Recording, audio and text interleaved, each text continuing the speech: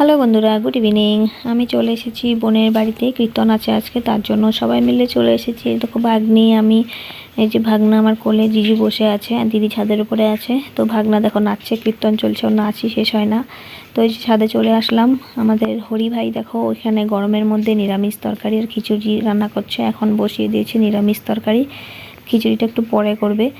আর এই গরমের মধ্যে আমার বোনের বর দেখো ঠান্ডা ম্যাঙ্গো জুস এনে দিল, খুবই ভালো লাগছে খেয়ে।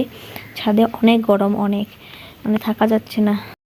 আর বোন এখানে দেখো চা বসিয়ে দিল। আর বোনের রান্নাঘরটা মানে নিচে এখনও করা হয়নি, কমপ্লিট হয়নি, তার জন্য ওপরেই রান্না করে। তো এখানে দেখো দইয়ের ঘোল বানাচ্ছে ঠান্ডা ঠান্ডা, খেয়ে খুবই মজা লাগছিল। তো এই দেখো খিচুড়িও হয়ে গেল। খিচুড়ি নিরামিষ তরকারি খুবই টেস্টি হয়েছিল। হচ্ছে হরি ভাইয়ের অবস্থা খুবই খারাপ, গরমে কিভাবে যে রান্না করছে বাপরে বাপ, দেখেই ভয় লাগে। তো এই দেখো দিদি, আমি, বোন, হরি ভাই সবাই মিলে উপরেই আছি। হরি ভাই রান্না করছে, আমরা একটু দেখছি আর কি। তো এই যে আমি একটু হাওয়া খাচ্ছি। এই দেখো ভাগনা নাচাই শেষ হয় না আমার ভাগনার। এই যে বাবা মা চলে এসেছে। বাবা, এই যে বোনের বর দেখো ভাগনাকে নাচাচ্ছে। এই যে আমার মা। তো এখন মা বাবা একটু মিষ্টি খাবে, কারণ মা বাবা তো খিচুড়ি খায় না, কারো হাতে খায় না মা বাবা, তো মিষ্টি খাচ্ছে, জল খাচ্ছে। তো এখন এই যে আমার বড় চলে এসেছে। তো সবাই মিলে এখন একটু গল্প করছিলাম, আর এখন কীর্তন শুনবো।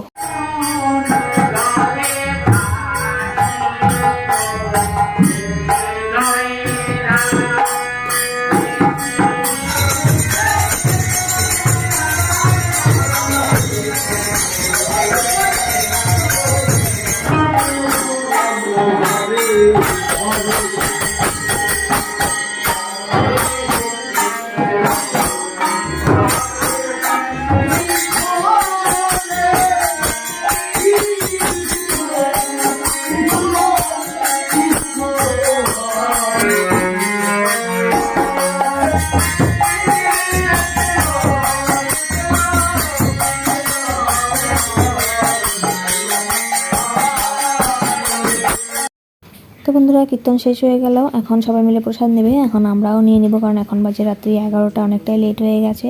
তো সবাই মিলে